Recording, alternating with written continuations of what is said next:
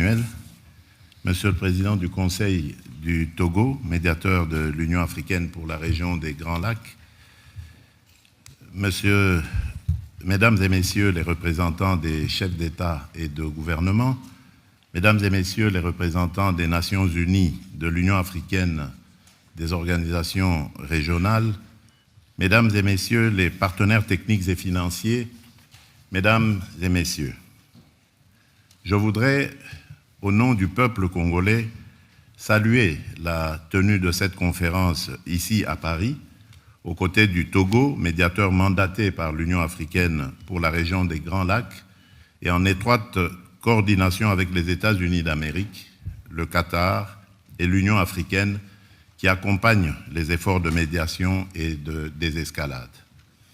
Votre présence est un acte politique, mais aussi et surtout un acte moral. Elle signifie que la souffrance humaine qui ravage l'Est de la République démocratique du Congo n'est pas ignorée. Elle signifie que la paix et la dignité des peuples des Grands Lacs engagent la communauté internationale tout entière. Car si nous sommes réunis aujourd'hui, c'est d'abord pour répondre à une triple urgence. L'urgence humanitaire, l'urgence sécuritaire et plus encore l'urgence de la paix. Mais notre responsabilité va au-delà de la gestion de l'immédiat. Il s'agit de jeter les bases d'une stabilité durable fondée sur 3 piliers indissociables. La protection des populations civiles, la recherche d'une paix juste et l'intégration économique régionale comme moteur d'une prospérité partagée, à la condition, bien sûr, qu'elle s'exerce dans un environnement apaisé, sans heurts et sans affrontements. Mesdames et Messieurs, depuis plus de 30 ans, l'Est de la République démocratique du Congo saigne d'une plaie qui n'a jamais été refermée. Ce n'est pas une crise passagère, c'est une tragédie qui a déplacé des millions de femmes, d'hommes et d'enfants, détruit des vies, brisé des familles, affaibli le tissu social et compromis l'avenir de toute une génération. La République démocratique du Congo fait aujourd'hui partie des pays les plus durement frappés par les déplacements internes, avec des millions de personnes contraintes de fuir les violences, notamment dans les provinces du Nord et du Sud Kivu. Cette situation dramatique est aggravée par la dégradation des infrastructures, l'insuffisance des financements pour l'aide humanitaire et la recrudescence des maladies. Les besoins sont immenses et immédiats. Protection des civils, prise en charge psychosociale, accès aux soins de santé, continuité éducative, sécurité alimentaire, accès à l'eau potable et à l'assainissement.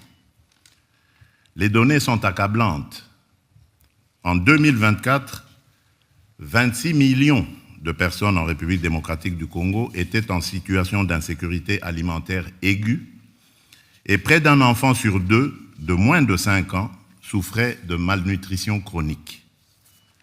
À la 45e semaine épidémiologique de 2024, 445 zones de santé sur 519 avaient déjà rapporté des cas de choléra et ou de Mpox. Ces chiffres ne sont pas des abstractions statistiques. Ils décrivent une urgence humanitaire absolue.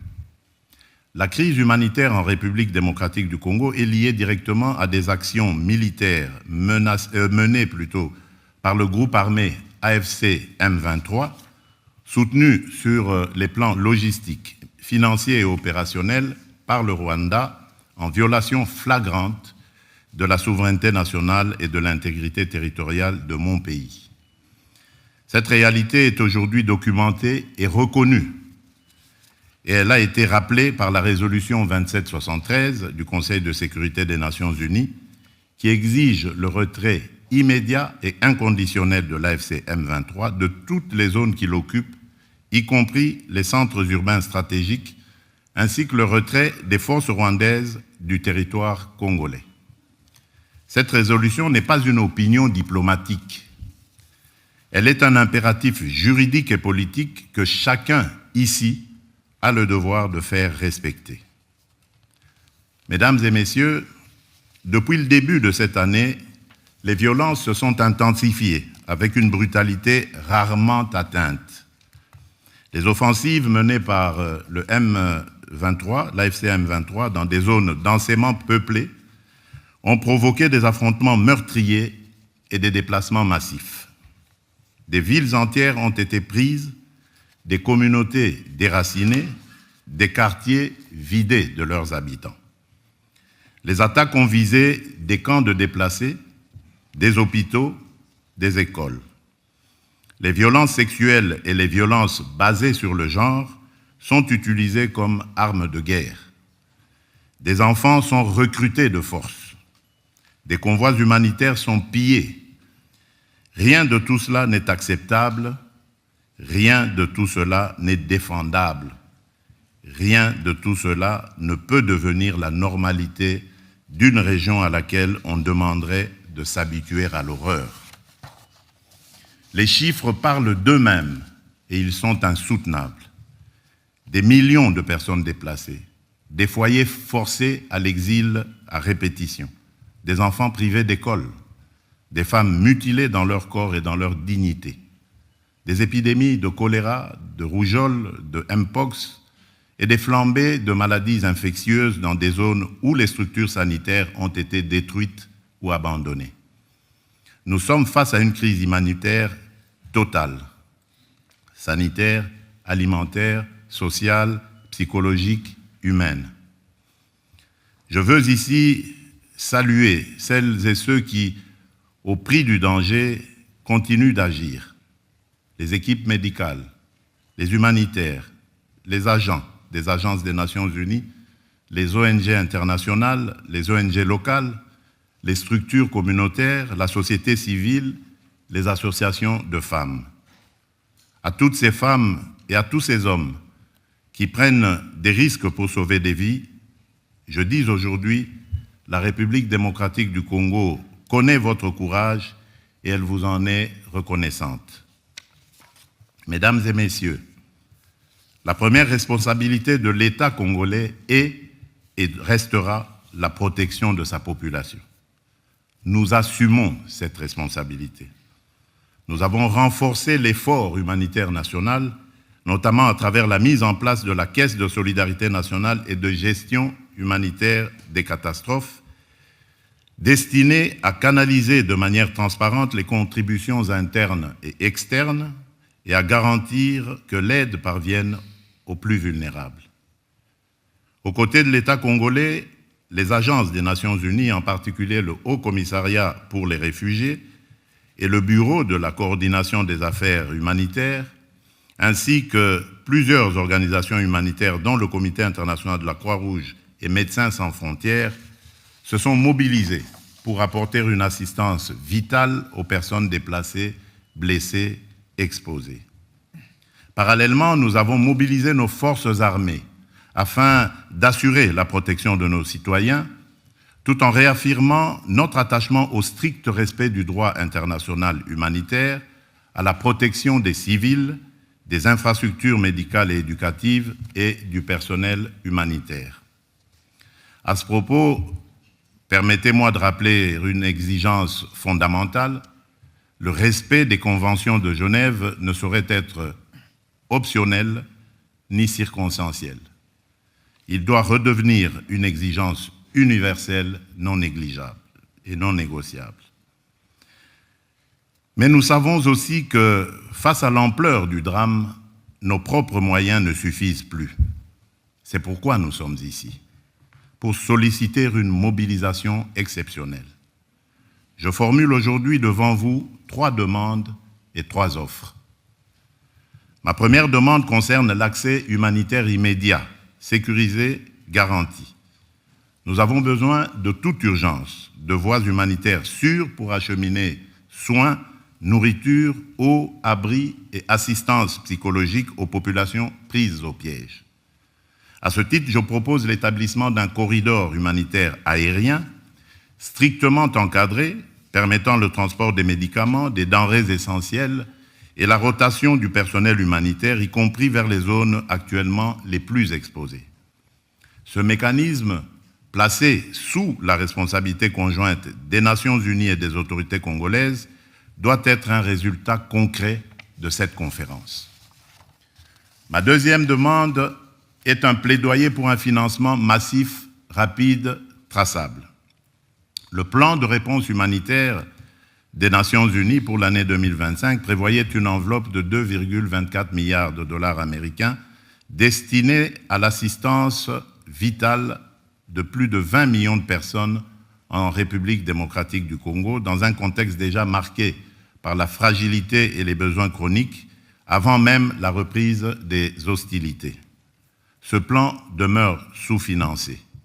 Et chaque jour sans financement, ce sont des vies perdues. Je demande donc un engagement financier additionnel, ciblé, prévisible, qui permette de traiter les besoins vitaux, santé d'urgence, sécurité alimentaire, abri pour les déplacés, protection des survivantes de violences sexuelles, accès à l'eau potable. Ce financement ne doit pas être vu comme une aide ponctuelle, mais comme un investissement pour empêcher l'effondrement humanitaire d'une région stratégique pour la paix du continent. Ma troisième demande touche à l'alignement politique. Je souhaite que chaque partenaire ici présent, chaque État, chaque organisation régionale ou internationale s'engage à soutenir l'application effective de la résolution 2773 du Conseil de sécurité et à appeler clairement et sans ambiguïté au retrait de l'AFCM 23 des zones qui l'occupent et au retrait des forces étrangères non invitées du territoire congolais. Toute paix durable commence par la fin de l'occupation d'une partie du territoire congolais. Là-dessus, il ne peut y avoir ni double langage, ni compromis moral. En contrepartie, la République démocratique du Congo prend devant vous 3 engagements clairs. Premier engagement, reconstruire. Dès la fin des hostilités, nous lancerons un plan d'aide d'urgence pour la reconstruction du Nord Kivu et du Sud Kivu. Ce plan, que nous concevons comme un pacte national et international, intégrera dans une approche concertée, coordonnée et cohérente l'ensemble des programmes et projets destinés à la stabilisation, au relèvement et au développement durable des provinces affectées. Il visera à mobiliser environ 5 milliards de dollars à l'horizon 2026 pour la réouverture des écoles, la réhabilitation des centres de santé, la reconstruction des routes, le rétablissement des services sociaux essentiels et le retour digne des personnes déplacées. Il ciblera ainsi la sécurité alimentaire car nourrir une famille, c'est déjà commencer la paix. Ce plan sera coordonné, unifié et transparent. Aucun territoire ne sera abandonné, aucune communauté ne sera laissée en marge. Deuxième engagement, protéger les plus vulnérables et responsabiliser les auteurs. Nous allons renforcer notre cadre juridique relatif à la protection des déplacés et des victimes de catastrophes humanitaires, notamment par l'intégration en droit national de la Convention de Kampala de l'Union africaine et l'adoption d'un dispositif légal pérenne de financement de l'action humanitaire et de réduction des risques. Dans cette perspective, une loi sur le financement de l'action humanitaire et de la gestion des risques de catastrophes sera prochainement adoptée afin de doter le gouvernement de mécanismes pérennes de financement conformément au cadre de Sendai 2015-2030 pour la réduction des risques de catastrophes et aux engagements pris lors du sommet humanitaire mondial d'Istanbul en 2016. Nous veillerons à ce que les survivantes de violences sexuelles soient reconnues comme victimes de guerre, accompagnées, soignées et réparées. Je tiens à rappeler que la redevabilité constitue une exigence fondamentale de la paix durable. Les administrations parallèles instaurées par l'AFC M23, les violations graves des droits humains et les atteintes aux civils ne resteront pas impunies. Des poursuites seront engagées dans le respect du droit international contre tous ceux qui se rendent coupables de crimes à l'encontre du peuple congolais. Troisième engagement, transformer la crise en levier de stabilité régionale. Nous ne venons pas seulement demander de l'aide humanitaire, nous venons défendre une vision politique. La paix durable dans les Grands Lacs ne sera possible que si la région choisit l'intégration économique et la prospérité partagée plutôt que le pillage et la prédation. L'avenir de la région ne peut pas être fait de trafics transfrontaliers illégaux d'or, de coltan ou de cobalt, alimentant des groupes armés. Il doit être fait de coopération économique formelle, d'infrastructures interconnectées, d'industrialisation locale, de valeur ajoutée créée sur le continent et d'opportunités offertes à la jeunesse. C'est cela, la paix durable. La sécurité est nécessaire à la prospérité. Mais la prospérité, elle aussi, est une condition de la sécurité.